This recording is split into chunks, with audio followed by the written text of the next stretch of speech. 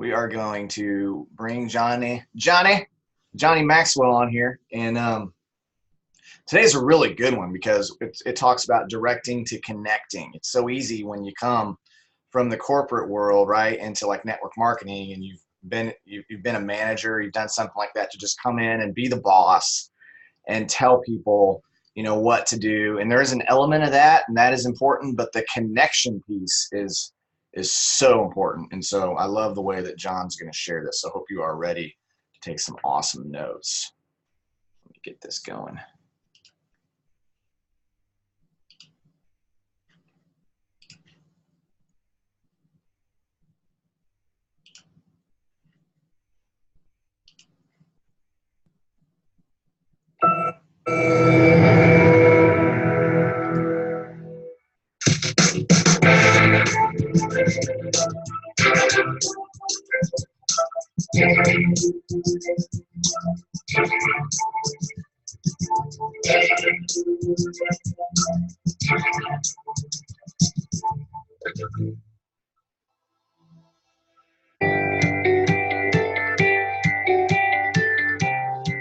The next lesson I want to teach on leader shifting is shifting from directing to connecting. And I call this the communication shift, okay? And I love this lesson too, because I think that if I can help you leader shift in this area, it's going to be pretty amazing how much you're going to grow and how much you're going to develop. So let's talk about this. First of all, this was not a natural shift for me. In fact, of the shifts that I talk about in leader shifts, almost all of them were not natural. And I tell you that because when people think of change and growth and evolution, sometimes they kind of almost think that they're natural. This is kind of the next thing I fall into. A lot of these I didn't fall in. And let me just tell you why this wasn't a natural shift to me, because you see me now and you would see me very much as a connector. But first of all, I grew up in a home that I had a strong, choleric father, very good father, but we never had any doubts what we were supposed to do. I mean, we didn't wake up as children and wonder. My father had a plan for every one of our lives, and he had that plan laid out, and we would sit down and have our family meetings, and we all knew what our chores were, and we know that we had to have all those chores done by Saturday at noon. And so all the expectations were very clear. Everything was very direct. And then you got to understand, I grew up in a theological background where in our theology, we were basically taught that the pastor was the head of the church and the authority of the church. And so basically, you kind of preach those messages, and they really weren't two-way streets. You know what I'm saying? They were kind of like, I'm going to direct you, and here we go. And lay not your hand on God's anointed. We love that verse. You know what I mean? And every time we thought that, we needed to have something passed, we made sure that you didn't lay your hand on God's anointed. And guess who was God's anointed? The pastor. Of course, we just love some of the, we love some verses we didn't talk about. So I grew up in a theological kind of a direct pathway type of deal. And then, my temperament, I'm a choleric. And again, I've never really kind of tried to figure out, I've never had a day where I said, I got to kind of figure my life out. I kind of had my life figured out very early. And we used to have a saying that, God has a plan for your life. And I would tell my people, God does have a plan for your life. And if you can't figure it out, come to me and I'll give one to you. And so you got to understand, direct, I was pretty good. People kind of followed me. They kind of understood where I was and where I got. But let me talk, this shift became very gradual, but it became very definite. I could still remember in my early 30s reading a book by Florence Littauer called Personality Plus.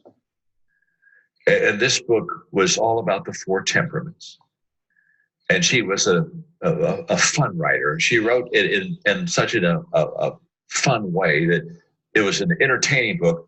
But basically, she was helping me understand the different temperaments. And being choleric, when I would, I wondered why I didn't have any clue why people would want to be phlegmatic. And and why they'd be melancholy. When I took the test, I had no melancholy in me. I had no phlegmatic in me. So I always just kind of thought that if you were really going to be successful, you were going to be choleric with a little sanguine mixed in. So, you drove hard and had fun. And if you could drive hard and have fun, life was good. And I'm driving hard and having fun. And where are you? And why aren't you driving hard and having fun? And what do you mean you need to think about it? Okay, have a minute, think about it. Okay, now are we ready to drive hard? So I'm very, very narrow, very narrow. And when I started reading your book, it was just eye-opening. I thought, oh my, John, you're such an idiot. How, look at all the people that are so good and effective, and they don't have your temperament at all. So that kind of jolted me. And then when I got ready to start my first company, I was a pastor, but people were starting to want tapes and resources, and I needed to get a company to handle the resources, which is today the John Maxwell Company. And I remember bringing Bob Beal in as a consultant to help me give directions. And Bob, when he came in, he was going to be out for 2 days with us. And for the first day, all he did was ask questions. And when I said all he did was ask questions, it's very simple. All he did was ask questions. I mean, he asked me 500 questions. In fact, he would ask me a question, so I'd share it with him. And I think we're done with the questions now. I think we'll kind of like move on. He'd ask me another question. And at the end of the day, I said, Bob, I'm paying you an awful lot of money just to ask questions. And he said to me, John, I got to find you before I can meet you. Okay.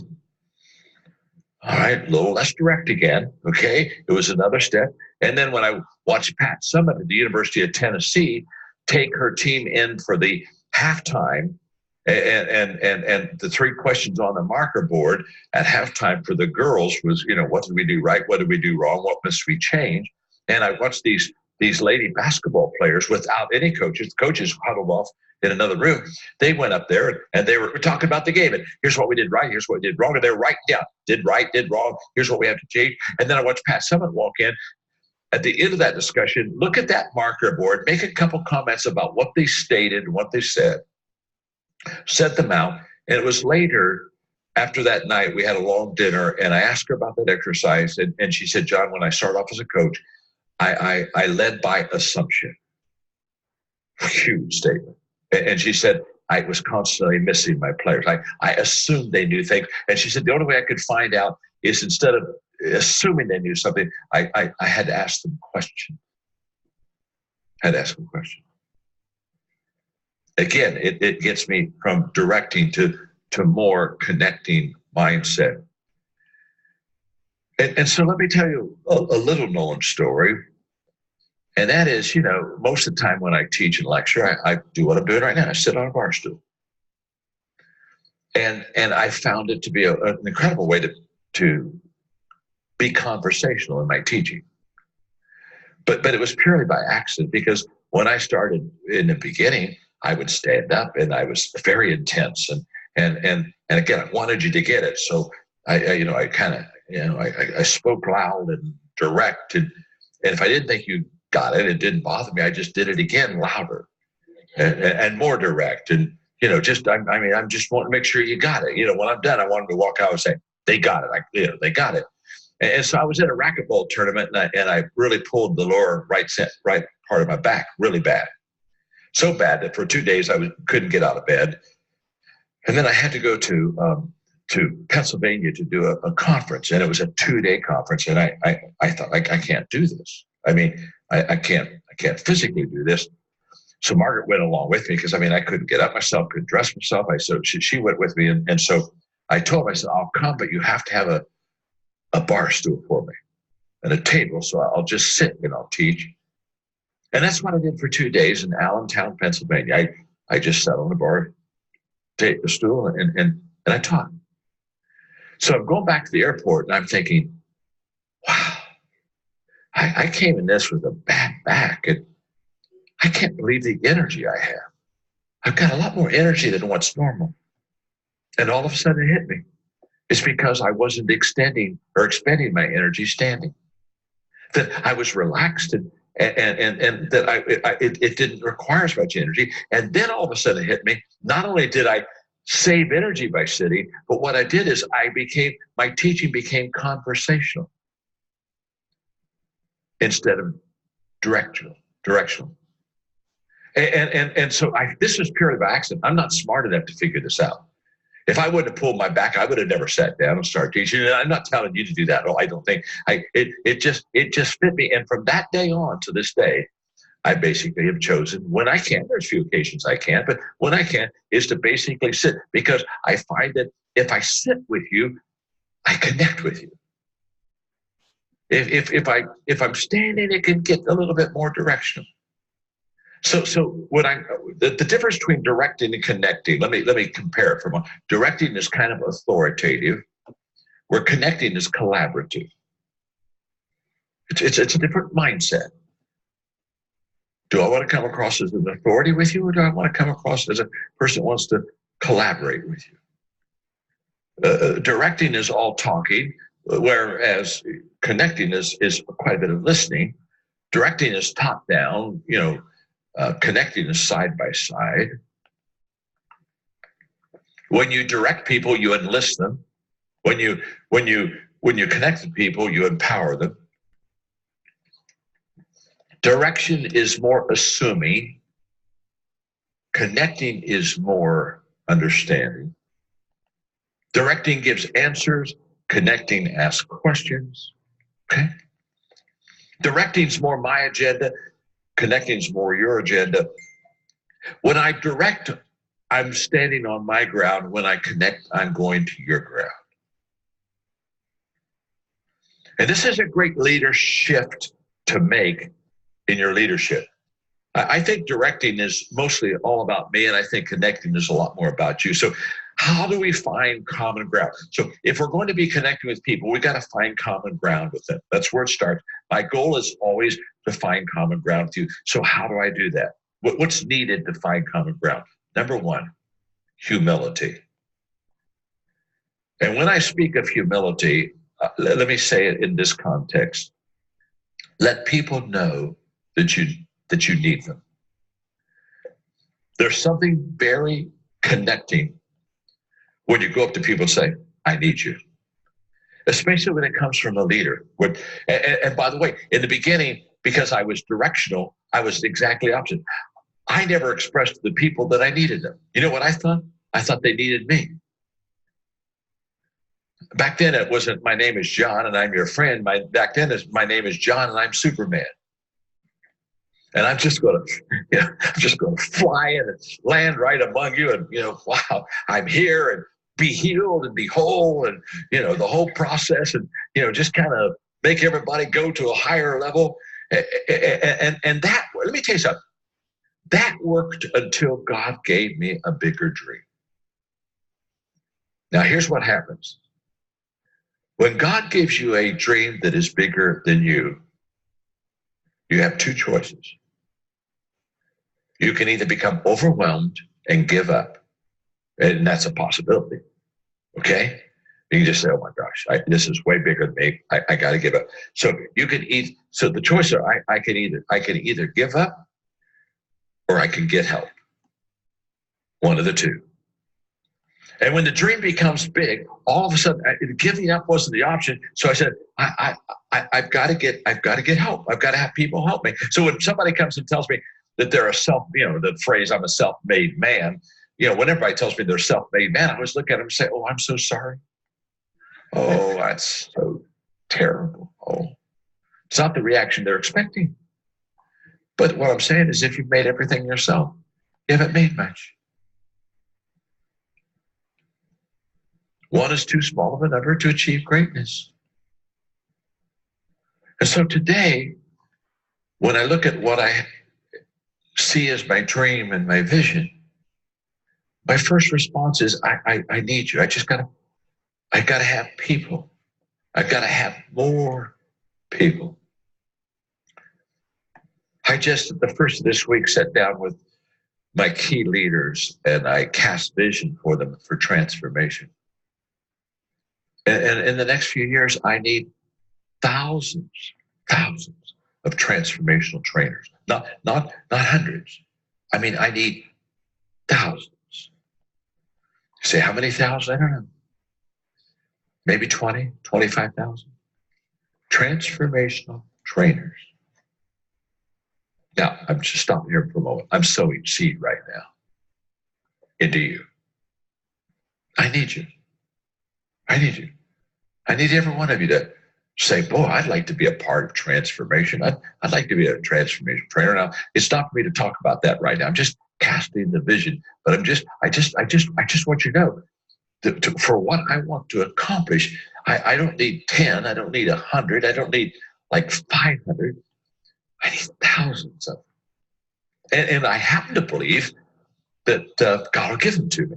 I think that I think thousands will once they see the challenge and once we get the vision out there. And that's not for today, but it's going to happen very soon. And I think there's a whole bunch of people say, sign me up. I want to be a transformational trainer, of which if you do that really good, you'll graduate and become a transformational leader. Oh yeah, we're getting it ready. We're getting ready. You don't even know what it's all about, but are you excited about it? Huh? I mean, would you like? This is a mundane question for average people, but the right question for people like you. Would you just like to be a part of something a lot bigger than yourself that really changed lives and made a difference? But to do that, I need help. So there's a sense of humility in this process of making this leadership. The second thing is if you're going to really connect with people, it's curiosity, number two, and that is consistently asking people questions. The difference between my leadership in my 30s and my leadership now is that I lead by asking questions. I used to lead by directing. Now I lead by asking questions. Again, I try to find them before I can lead them. I wrote a book a few years ago, Good Leaders Ask Great Questions. Wow. Because they do. See, as a young leader, I didn't ask questions. I just gave direction. And the reason I did that is I assumed I knew what was best for you. Now, that's kind of arrogant, and it's quite stupid, but I was young and stupid and arrogant. So other than that, there was no problem. But I just assumed, well, of course you're going to want to do this. And to be honest with you, I valued what I thought more than what other people thought. And I didn't realize the need to find common ground back then. So now I ask questions, and I ask questions because there are expectations we have of ourselves. There are expectations we have of others, and there are expectations that others have of us. And the only way I can find the expectations of others and the expectations others have of me is by asking questions. Because assumption is the mother of all mess ups. You want to mess it up? Just start assuming. And wrong assumptions will create a communication gap. So number three, if you want to go from directing to connecting, number three, it takes effort. In other words, you've got to go out of your way to connect with people. If you're going to go find them on their ground, it takes a lot of energy and effort to do that. See, the connection question is, who moves first? And the answer is, the connector moves first. You don't wait for the other person to come to you. You start going to them immediately. So when somebody tells me, when somebody says, John is lonely at the top, they're not a connector. Now, why is it lonely at the top? Because they didn't take anybody at the top with them. And why are they at the top all alone? You need to get off the top and go down to where the people are and bring them to the top with you. And that takes energy, that takes effort, that takes us leaving our position to go there and find the people and connect with them. So there's a tremendous amount of effort in that process too. My friend Art Williams says, and I love this effort statement, he said, all you can do is all you can do, but all you can do is enough. So just give it 100%. Just give it 100% in effort. Number four, to connect well, trustworthiness is essential. And to be a trustworthy leader is to be someone that people can count on.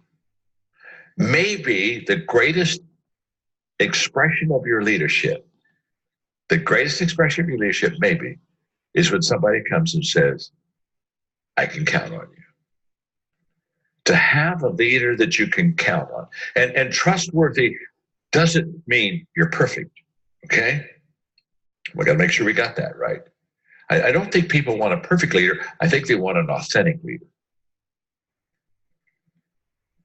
An authentic leader isn't perfect, but an authentic leader admits to the weaknesses and the problems and does their best to fix them. They're very open. They're very transparent.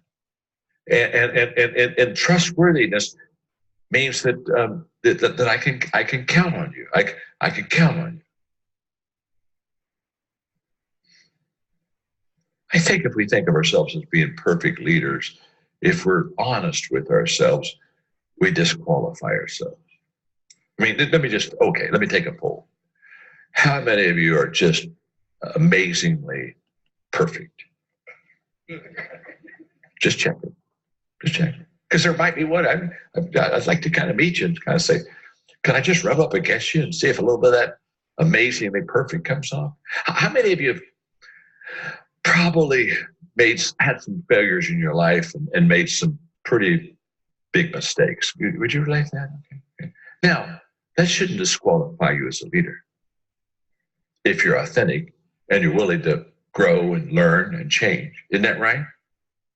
I mean, to use a biblical example, Peter denied Christ, cussed, and just was totally, I mean, you talk about losing it. In the very hour that, the Savior needed him, old Pete wasn't to be counted on at all. And remember, he was so arrogant that he told God, when Christ told him somebody's going to die, he said, well, it won't be me. It won't be, it could be him, yeah. It could be, won't be me. And it was him. But isn't it incredible? Just a few weeks later, he was the guy that preached at Pentecost and literally brought in the early church. Now, he wasn't a perfect leader. But remember that encounter that Christ had with him? Peter, do you love me? Because Jesus understood the grounds of leadership should be based upon the love that you have for him, not the fact that you do it all right all the time. That kind of leaves hope for all of us, doesn't it, huh? So we don't need to discount ourselves. We just need to be authentic. But that helps us connect with people. And by the way, there's something about humanness that's very connecting. We impress people with our success, but we impact them with our failure. And one of the first things we need to do is close the gap. Close the gap. It's good to lead people if you're a little in front of them. It's no good to lead people if you're a mile in front of them. You got to be close enough that they can see you, talk to you, feel you, touch you, be warmed by you. Does that make sense? One more. Let me just. Oh my gosh. Okay. Number 5 is generosity. Just be a generous person. Be the first to give. Be the first to care. Be the first to connect. Generosity is living outside of yourself. The success of my day is based on the seeds I sow, not the harvest I reap. 98% of the people, the success of their day is by the harvest that they reap. Become a seed sower. Don't worry about the harvest. Can I tell you something? The harvest will take care of itself. Don't worry about the harvest. You just sow seeds every day. My entire life, I've just sowed seeds. And what I found is it's become huge in my life. It's now I'm reaping this incredible harvest. And I'm still just sowing seeds. If you'll just sow seeds all your life, don't worry, your harvest will be pretty big. Number 6, if you want to connect with people, listening. The best way to find common ground is by being a listener. I love what Andy Stanley says. He said, leaders who don't listen will eventually be surrounded by people who have nothing to say. Isn't that powerful? They'll eventually be surrounded by people who have nothing to say. And the last connecting link, to go from a directing person to a connecting person, the last link is encouragement, which gives people oxygen for their soul. That's what encouragement is. Just breathe into the soul by lifting them up, by encouraging them, by believing in them. My father is a great encourager. Okay, he'll be in November 15th, he'll be 97. And he's just a great encourager. And I asked him one time, I said, Dad, how do you know people need to be encouraged? He said, oh, son, that's simple. If they're breathing, they need to be encouraged. He said, now, son, if they're not breathing, don't waste your time. But if they're breathing, they need to be encouraged. And he was such a phenomenal example of that, of just encouraging people. And I just want you, when you connect people, well, let me just do a little survey. How many of you like to be encouraged? Okay. We do. We all like to be encouraged. There's something about it. When somebody's going to come, when somebody's encourager, when you see them coming, it just fills your heart with hope, doesn't it? And aren't there other people, when you see them walk into the room, you say, oh, God, keep them away from me. You know, the closer they get to you, the more they suck life right out of you. Okay? Be an encourager. My daughter, Elizabeth, every year we had a Thanksgiving tradition as she was growing up, and we'd take the wishbone and we'd dry it off, the day. And then in the evening, the last thing kind of we do after the Thanksgiving dinner evening is we'd make a wish, and and I would always go to that dry wishbone, and I'd make sure that I had the fragile side, so that when we would do it, she always won. And after about 8 or 9 years of winning every time, she said, Daddy, I always win. I always win. She said, every time we do this, I win. And she said, I always get to tell you what my wish is, but I never hear what your wish is because I win. And she said, I won again today. She said, what's your wish? And I said, oh, baby, my wish is for you to always win. I always want you to win. I always want life to be better for you. I always want to see the best for you. When you do that, when you encourage people, you become a great connector in life.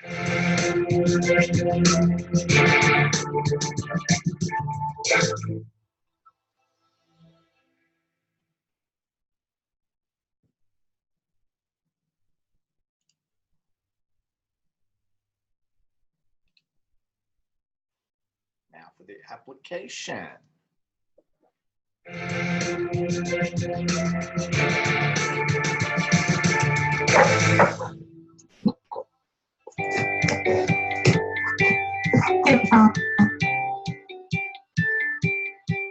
think John starts with humility in this whole directing to connecting, because if you can establish humility when you are nothing, you're more apt to keep humility when you actually accomplish something.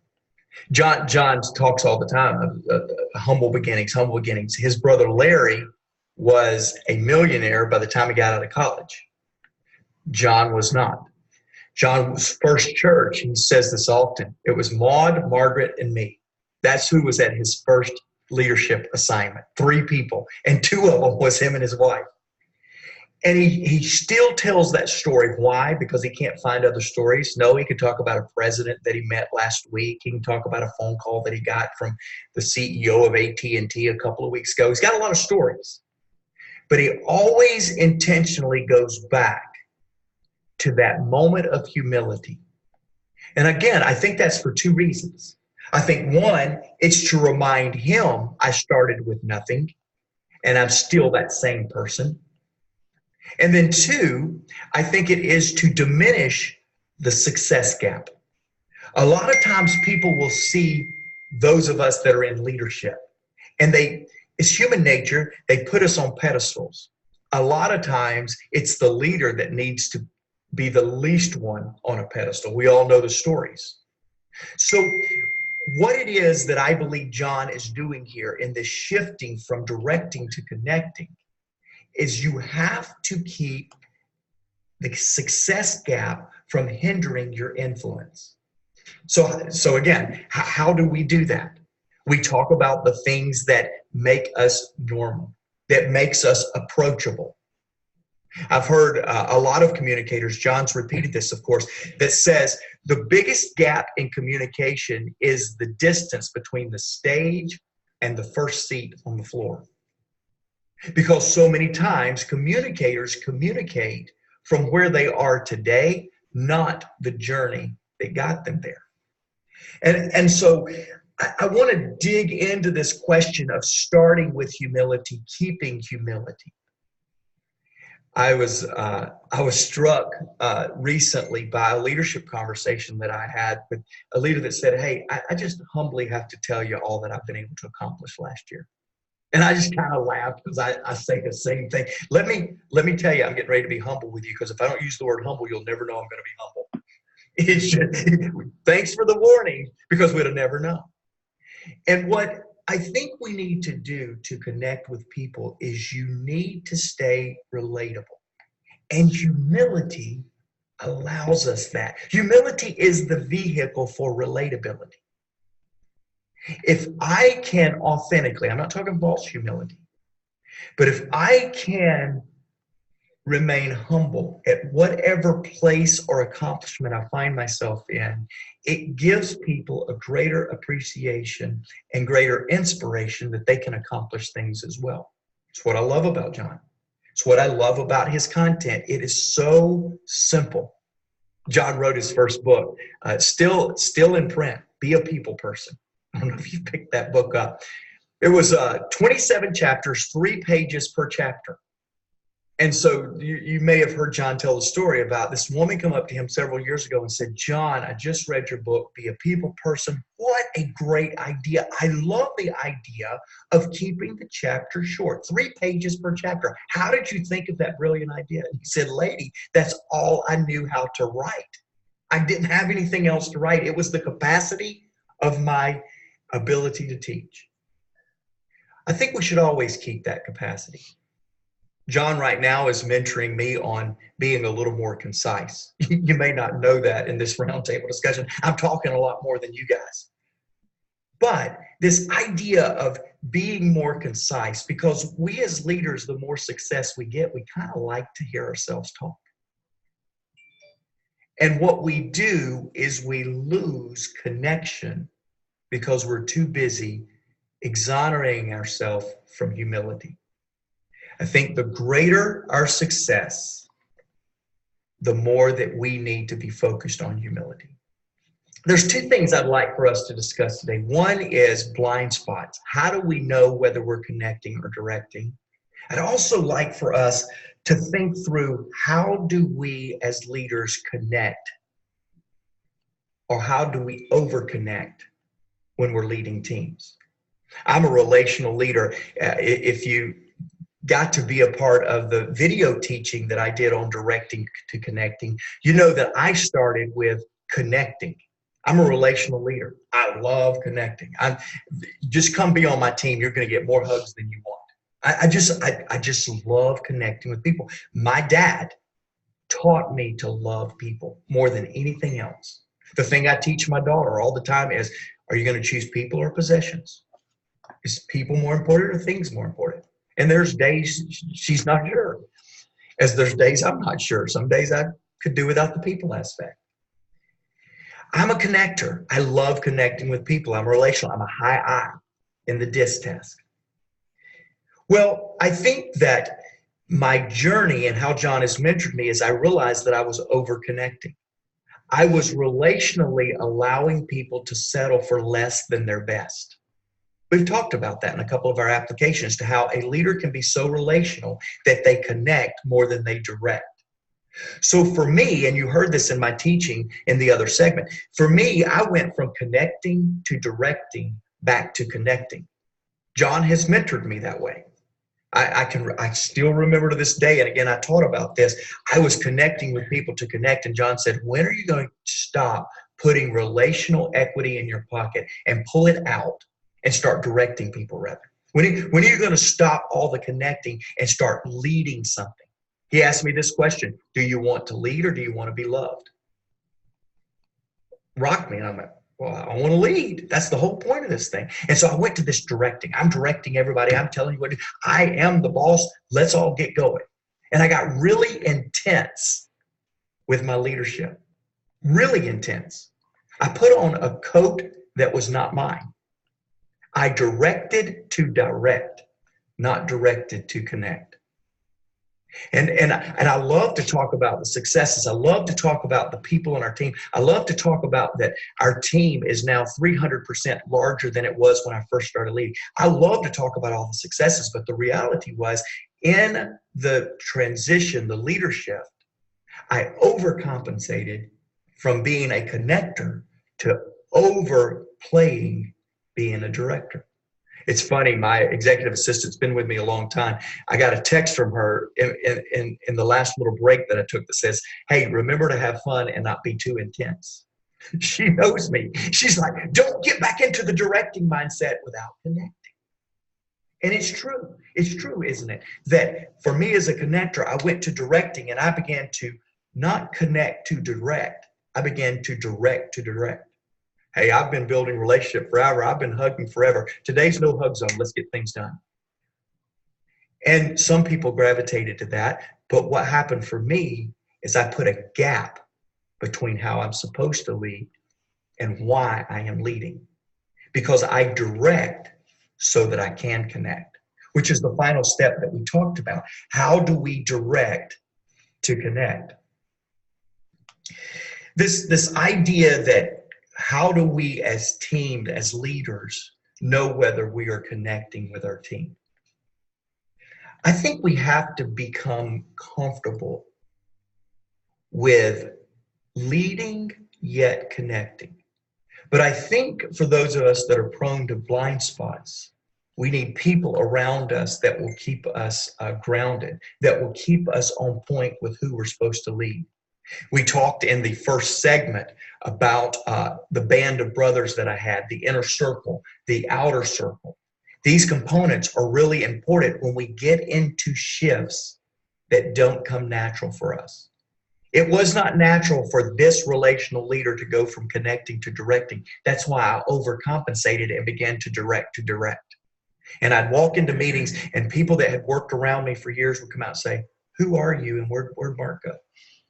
You're so intense, you're so matter of fact, there's no warmth, there's no authenticity, there's no humility that I'm sensing. And I still have people to this day that's worked around me for years go, getting a little too intense right there, bud. You're not speaking from the heart. Have people around you that knows who you're supposed to be and have people around you that know who you have the potential to become. The last thing I'll say on this, connecting from a place of directing this shift. John has a discipline that I now have taken on as a discipline of mine. And his discipline is every day of his life, he wakes up and says, God, send me winners. I want people that don't need me on my team. I want people that are already doing great things. They just become better because they're on this journey. He prays for winners. Some people pray for potential winners and think that they're praying for winners. You know the problem with winners? They've already been there, done that, bought the t-shirt before they came into your life. They don't need you. Thank you very much. Attracting those kind of people on my team was always intimidating to me because they would always come and say, that's not how I won the last time. We're going to lose if we do it that way. I go, hey, it's my team. And then I realized if you pray for winners, you're praying for people that have already taken themselves to the championship and they have the potential to take you to your championship. You've got to give them the ability. Connecting with people that's never won is different than connecting with people that are established winners. And so when John profoundly taught me this idea of praying for winners, when I first started it, I I was really praying, God, send me potential winners. Send me people that are really good, but they're not quite as good as me. Send me people that have experience, but they don't have the same, they don't have enough, they don't have more experience than I. But recently I've realized, no. I want people on my team. I want to connect with people from a place of going somewhere, not talking about going somewhere. And that's what a winner means. That's this discipline of John's is astounding. Now, how do you connect with people? How is it? There's people even sitting around the diversity of this table. There's introverts, and then there might be an extrovert at the table. I'm not real sure. That may be one of you. Maybe it's me. There's introverts, there's extroverts. Connection is not about introvert and extrovert. Connecting is not, you don't have just people that are very outgoing as the only people that are connectors. That's a misnomer. We outgoing people try to make the connections happen our way. And it actually repels people that don't connect that same way.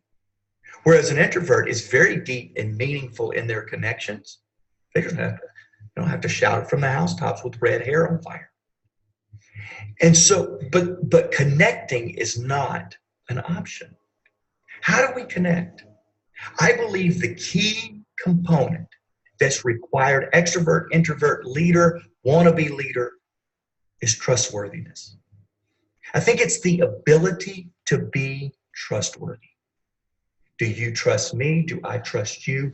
We're now connecting rather than directing. You can direct without trustworthiness, but you can't connect without trustworthiness. You can't do it. So I want to give us an application today. Let's apply this.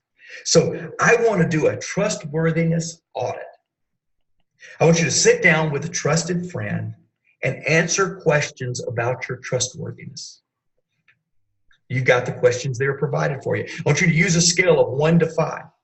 For every question you or your friend answer with a 1, 2, or 3 on this audit, write down one daily action to increase that to a 4 or a 5. Because to make the shift from directing to connecting, we need to employ the tool of trustworthiness with each other. So let's do that application today.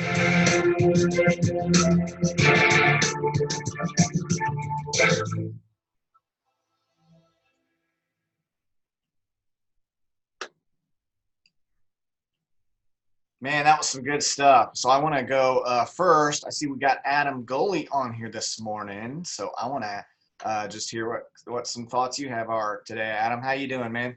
Man, I can't complain. It's a beautiful day. Happy birthday, by the way. Thank you. So, like you guys, man, I've just got pages upon pages. So I'm going to try to keep this concise, like Mr. Mark talked about, because I am a talker as well. I relate to Tay big time. But, man, just starting with humility, I love how he talks about the more that we get success, the more we have a chance, the more we want to hear ourselves talk and kind of talk about how great we are. Even if we're not saying how great we are, we're talking because we think we just have everything. We're losing that connection. Curiosity, just being I love how it always turns me on to great leaders when they are the ones that are asking me questions. And I remember meeting certain people in my life, and I remember meeting Chad at a random conference once, and even Tay at the men's retreat, and they were so interested in me. And I was like, man, just quit asking me questions. I want to know about you. Like, I want to ask you all the questions. But like people like you guys were so attentive, and you took the time to stop to get to know me a little bit more. And those are the people that I remember for the rest of my life. It was like there was a pastor. We went to a church here in Houston called Ecclesia, and there's a pastor there named Chris C. And he's known around the world as being this really great pastor among pastors. I mean, just a fantastic guy. And I remember going there for the first time. I was like, I need to meet this guy. And I just figured I would get I would get the typical, like, you know, you're trying to meet a pastor at a church when church is over and everybody and their mama's trying to meet him. And he's going to give you a handshake, but he's looking over your shoulder to the next person that's coming, you know, that feeling. But he stopped.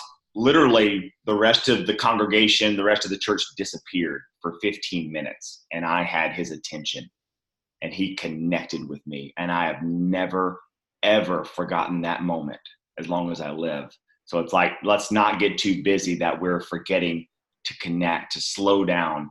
I've heard this phrase just throughout my life: slow down to speed up. Slow down to speed up. We want so bad to go fast, but if we're not connecting with people, we're not getting any traction, right?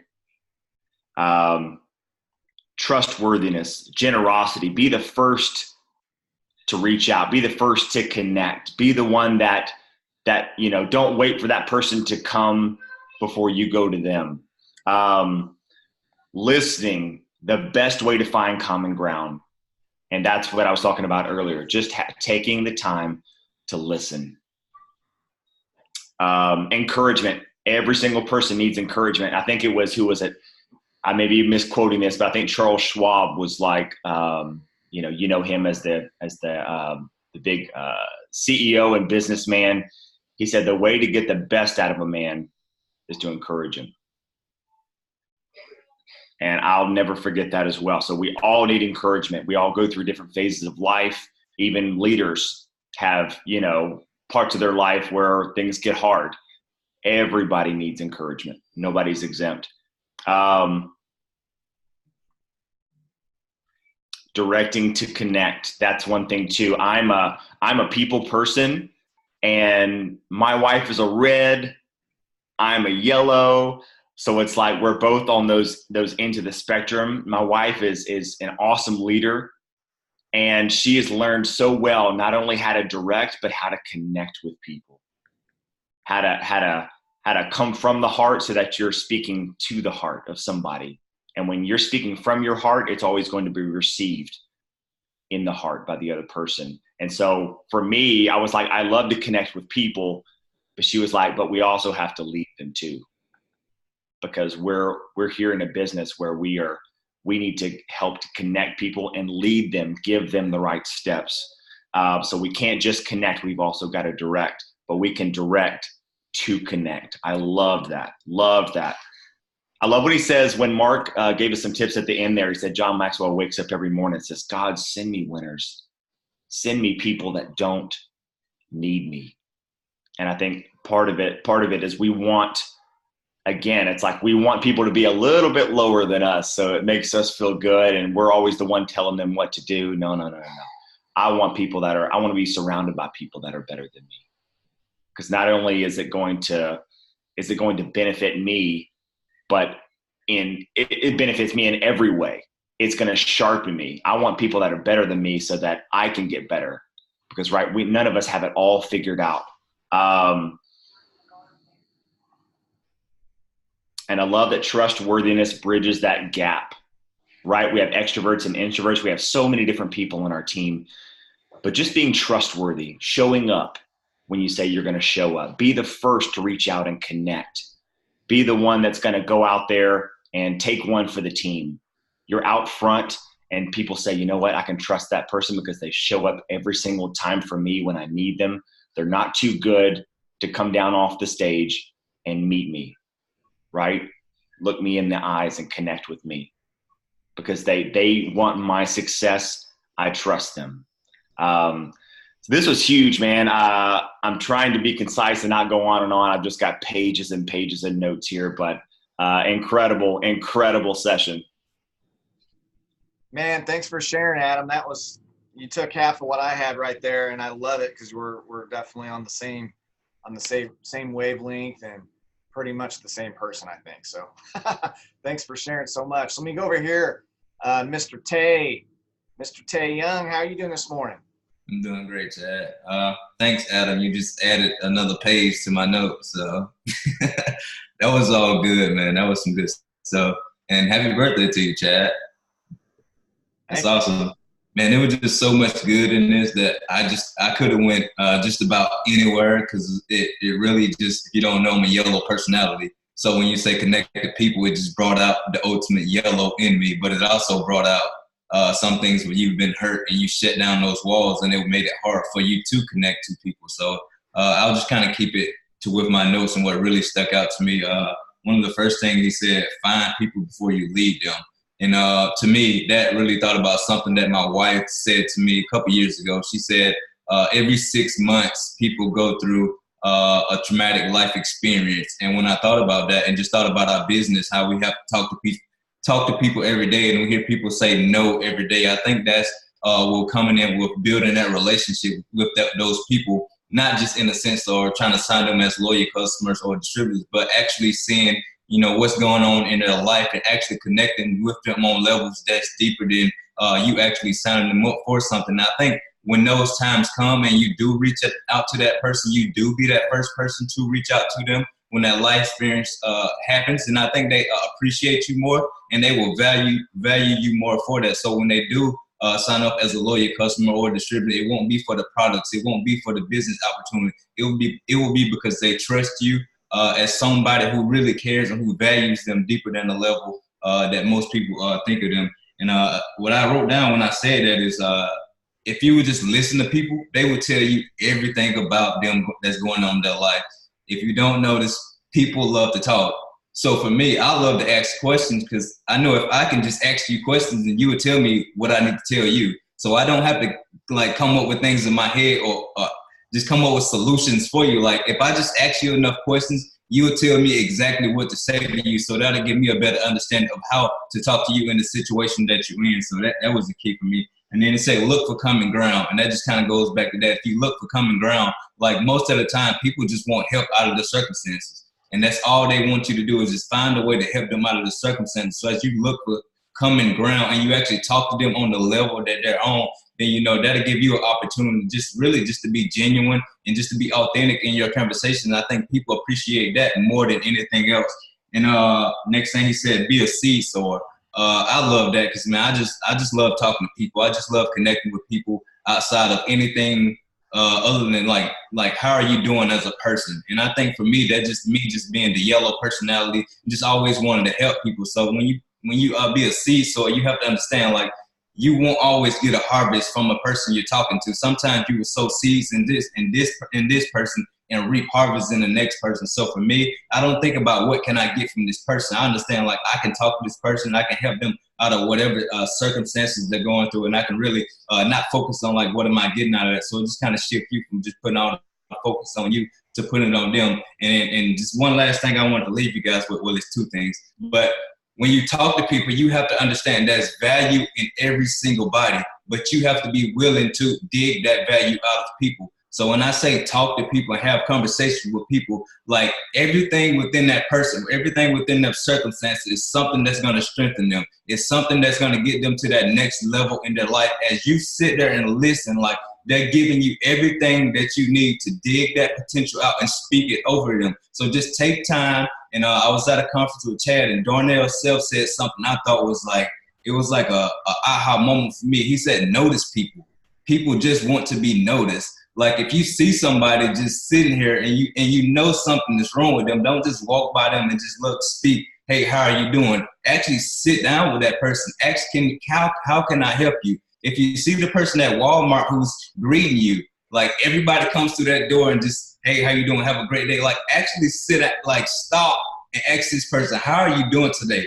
Thank you for the job that you're doing. So most times I just notice people where they are. People want to be noticed. If you can just take time to notice people where they are, I think that'll make their day go a lot better. And I think that'll just bring more value to them, and it'll also bring more value to their workplace, because if you put that person in a better mood, just think about all the people, you know, that they're going to see throughout their day and they're going to add value to, because you stopped and you actually noticed them and just spoke life over them. So just take time today and just notice somebody. Joel gave a tip a couple weeks back. One thing that he did, he said if you see a guy with a military hat on, like, they're proud of that. So take time to thank that person for that. And Joel said that, and it was crazy. I went into maybe Target or something that same day, and I see an older guy with his military hat on. You know what I did? I stopped and talked to that guy. And it was because Joel planted that seed, and because he planted that seed, he didn't necessarily get a harvest from that, but I did because he planted a seed within me. And I spoke to an older guy and just had a conversation that sparked it there and just reminded him, like, I'm appreciating what I've done, and people notice, you know, that I'm proud of what I do. So just take time today and just notice people where they are and really just speak life with people. So good, man. That was awesome, awesome stuff. I'm going to scroll through my notes here in a second, but one thing before I forgot, I just wanted to share with you guys is something that I've learned recently about connecting. And this not just goes to business, this is relationally too. So in relationships, most of the time, people either power over or they power out. And what I mean by that is when you're in a relationship, you know, when you get into a debate or an argument, a lot of people try and come over the other person, power over, right? They get louder, they get strong. We see this happen a lot with like the red, you know, what we relate to, the red personality. It's powering over, and it's kind of like trying to rise up and get bigger and more dominant and make the other person smaller, okay? And then you have powering out, which is another personality type that just says, I'm out of here. And it's basically trying to control through, you know, just walking away, removing yourself, giving the silent treatment kind of thing, okay?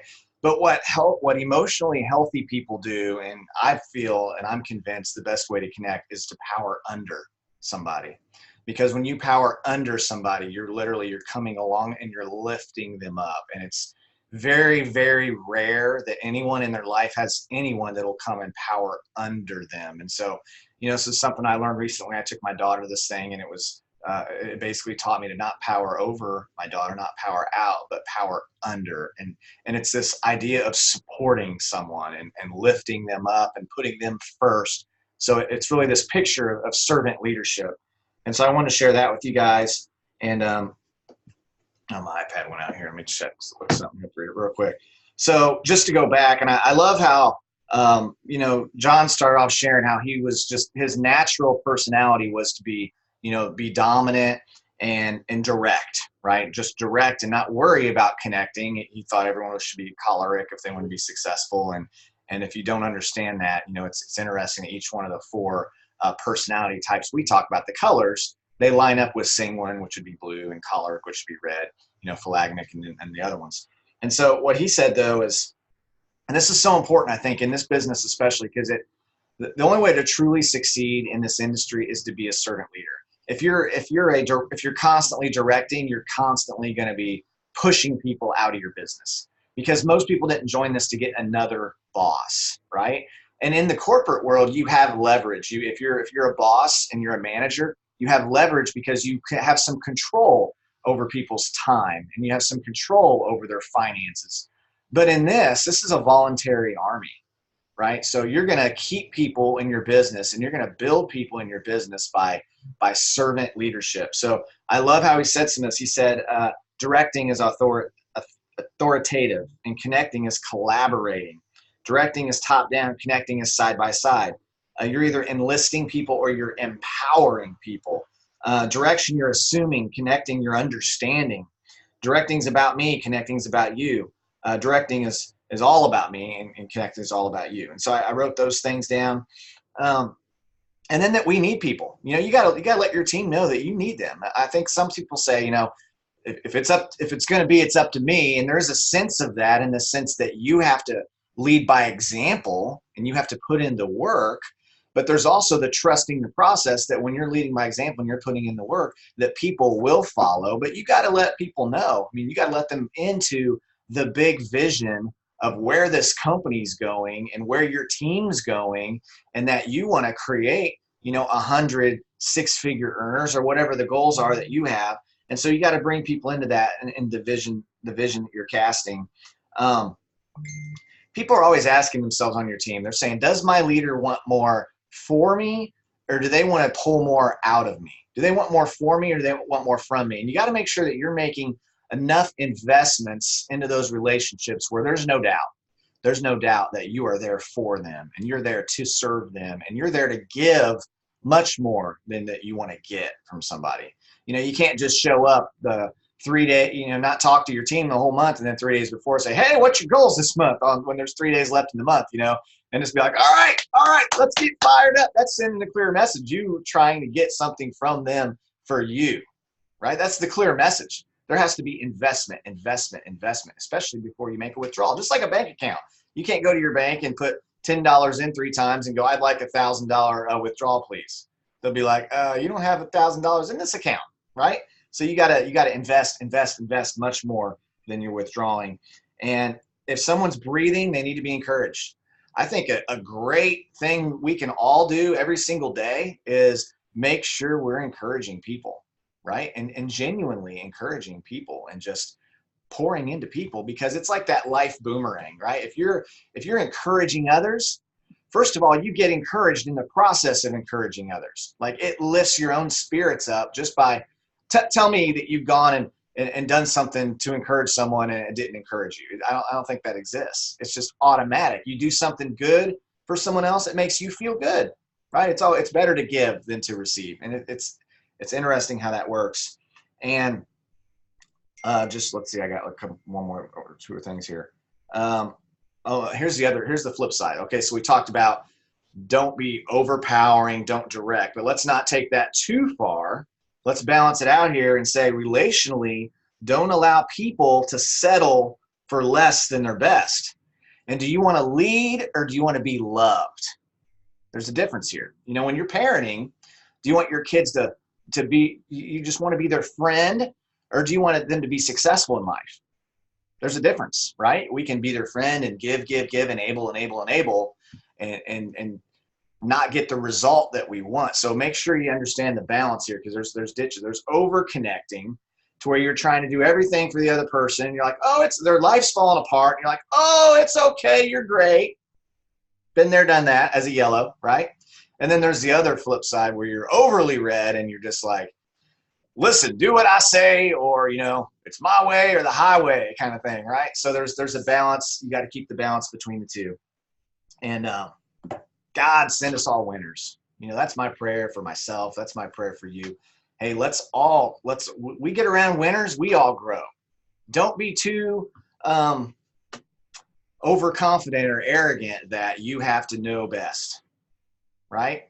I read recently Abraham Lincoln, you know, one of the best presidents ever in the 1800s, right? He literally he wanted people around him that didn't agree with him. He wanted people around him who were his political enemies, because he didn't just want his answer, he wanted the best answer.